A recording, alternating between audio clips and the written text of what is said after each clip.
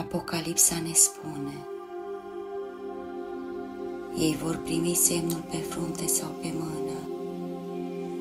Cine are numărul fiarei 666.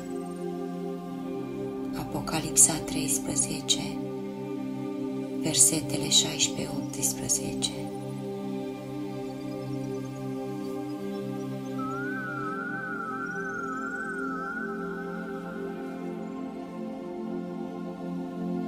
Nu este un semn fizic, nu vine din afară. Fruntea,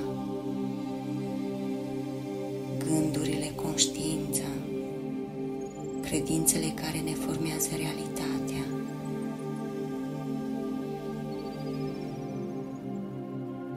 Mâna, acțiunile,